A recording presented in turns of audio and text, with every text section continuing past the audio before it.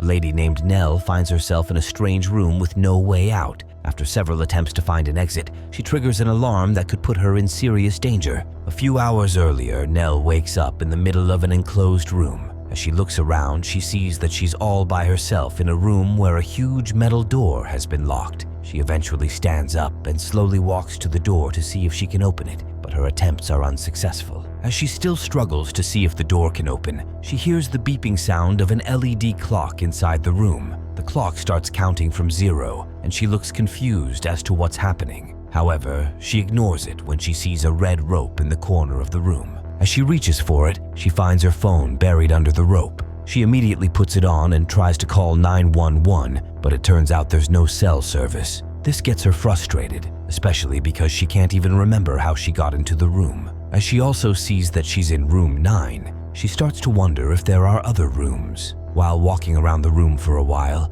Nell sees a small window in the ceiling with a panoramic skylight view. The window has a small latch attached, so Nell jumps to try to grab it. However, the ceiling is too high and she's unable to reach it. She eventually gets frustrated and screams in annoyance. Suddenly, the room's light turns green and she quickly sits in fear because she doesn't know what's happening. She asks if anyone is around, but she gets no response. She then finally looks through the pictures on her phone. She sees some shots of the ocean, as well as a picture of someone who she seems to remember as Dawn. As she's looking at the pictures, she starts reciting a poem to calm herself. Shortly after, she places down her phone and pretends to speak to Dawn, before then throwing her shoe at the window again. She tells Dawn that even though she knows it's not a smart plan, she's only trying to see if she can get someone's attention. Unfortunately, the shoe doesn't break the window, and this gets Nell angry. She throws her phone away, but it lands inside the board used to indicate the number 9 in her room. As she sees that there's a dent in the board, Nell checks it to see if there's anything behind it, but she gets disappointed as it only turns out to be a dead end. While looking worried and struggling to decide what to do next, the LED clock hits 15 minutes and the room's light goes off. Nell looks scared and starts reciting her calming poem as she hears the door getting unlocked. Shortly after, the light comes back on, but she's still the only one inside. However, she goes closer to the door to see if she can now open it. Luckily, she's able to open the door, but she only finds a brick wall behind it. Just then, the LED clock starts working again, but this time, it starts a countdown from 45 minutes. As Nell still doesn't understand what's going on, she screams again, and the green light comes on. Suddenly, she then hears a voice coming from the vent in the room. This gets her surprised, and as she asks if anyone is there, she hears the voice again. It turns out that there's a guy who has also been caged in another small room next to Nell's own. She starts asking him questions about his room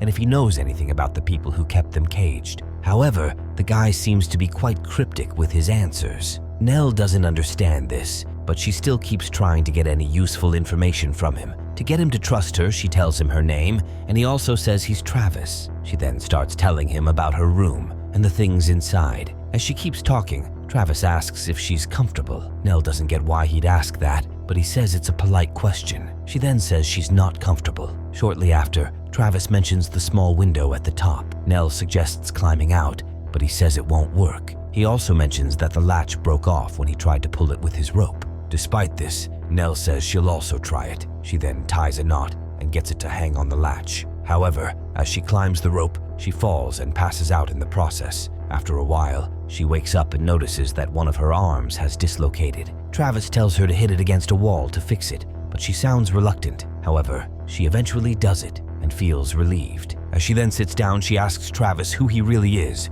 and if he's the one who kept her in the room. Travis says he's not the one, but she doesn't believe him. She then plays a song on her phone and asks if he knows it. He says it's his favorite and that it's a song from his childhood. As Nell says she thinks there's something weird about the song, she suddenly gets a flashback where she sees herself dragging a pen from a strange man's pocket. It also comes with a loud beeping sound, and she asks if Travis can hear it, but he says he can't. Nell then suddenly stands up and asks if Travis put her in the room. Travis says he didn't, but she doesn't seem to believe him. She then asks what will happen after the countdown reaches 0. He says the lights will go off, and this makes Nell wonder why he knows so much. He then says that he only guessed because it's what happened earlier when the clock reached 15 minutes. He also mentions that he and Nell have to work together to find a way to escape. As they're talking, a man named Edgar appears to be watching them from inside an observation room. Shortly after, Travis asks Nell if she thinks she deserves to be in the room. She says she doesn't know how to answer the question, but Travis then mentions that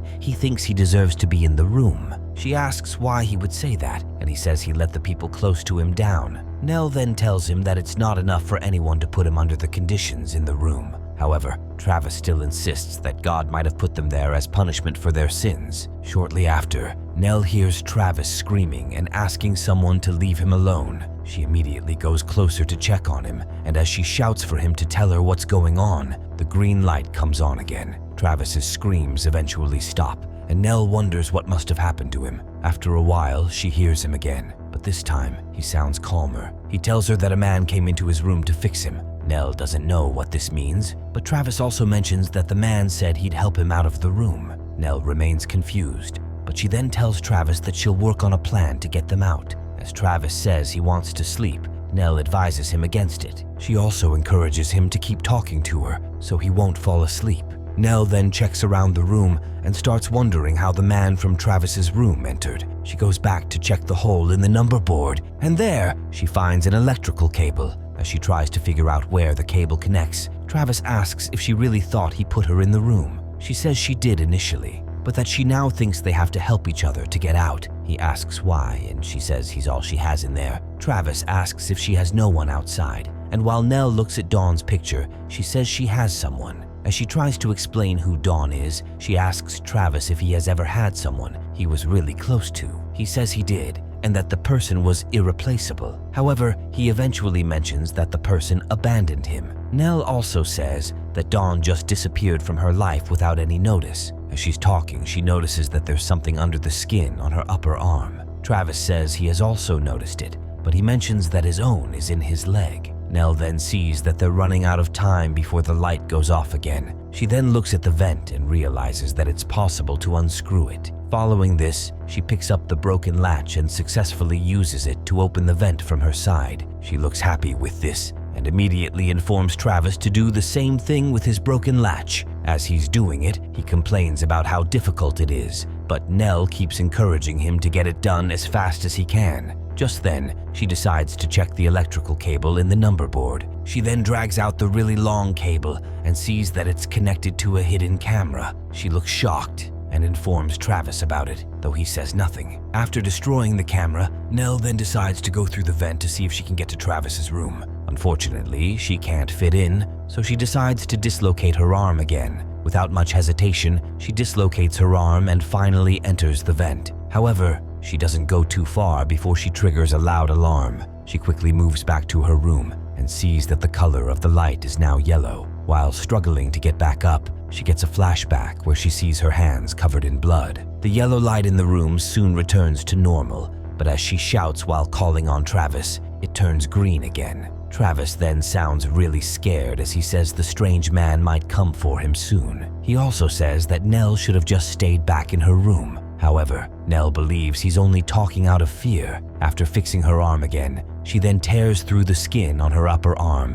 where she finds a chip. Just then, Travis informs her that he has almost removed all the bolts on the vent's exit. With little time left, Nell urges him to be fast with it, but he sounds really scared. As he finally manages to open the vent, the countdown reaches 0 and the room goes dark again. By the time the lights come on again, Nell realizes that she can no longer hear Travis. Before she can understand what's happening, a red light appears through a small opening in the door. As she puts her hand through, she picks out a gun, which triggers smoke to start entering the room. She suddenly screams to whoever is listening to ask what she has done to deserve what's happening. When she gets no response, she says she'll kill herself with the gun. As she shouts, the lights turn green for a short time. At this point, she realizes that the room has a sound pressure meter installed, with green being the lowest. She also figures out that red must be the highest, and that if she shoots the gun, it might be loud enough to break the window in the ceiling. As she shoots the gun at the window, the room's light turns red, but nothing seems to happen at first. However,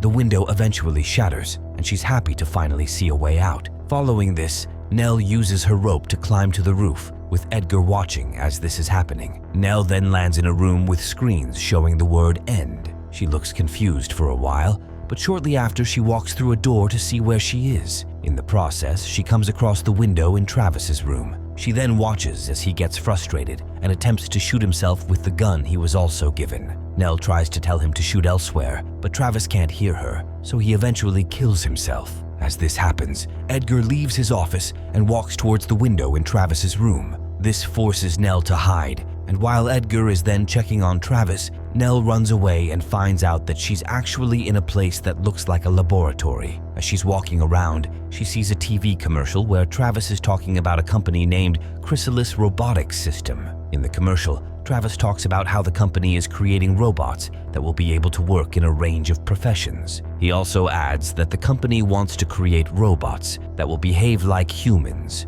to an extent that no one can tell the difference. The commercial keeps playing several times, and Nell smashes the TV as she gets frustrated. As she then heads out, she sees a portrait of Dawn, who turns out to be the director of Chrysalis Robotics System. This leaves her wondering what's really happening and how she even knew Dawn in the first place. Before she can think further, she sees a robot that looks like her, showing some visitors around the facility. As they move past her, Edgar appears behind Nell, and she immediately points a gun at him. This suddenly triggers a memory where she realizes that Edgar was the one who put a chip inside her. As she tries to shoot him, the gun doesn't work. Before she can then run away, Edgar uses his remote control to stop her and also shut her down. When she wakes up, she sees herself sitting next to a beach. As she enjoys the scenery, Edgar shows up. She tries to attack him, but he appears to have kept her immobile. He then says that even though the beach is designed for the robot trials, he likes to come out to enjoy himself once in a while. Following this, he says he'll be asking her some questions about her experience in the enclosed room,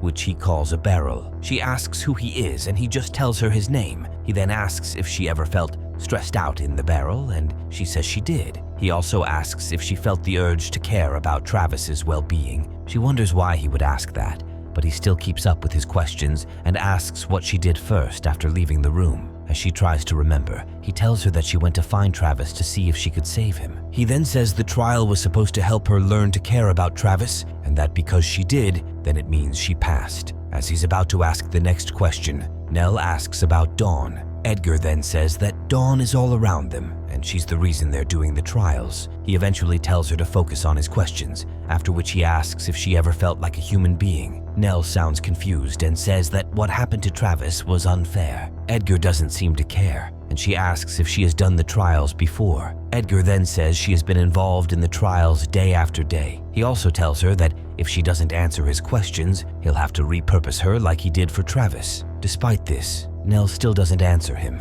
and he gets tired and says he's going home to meet his kids. Following this, he leaves the facility in his van, and Nell is then seen sleeping inside the barrel again.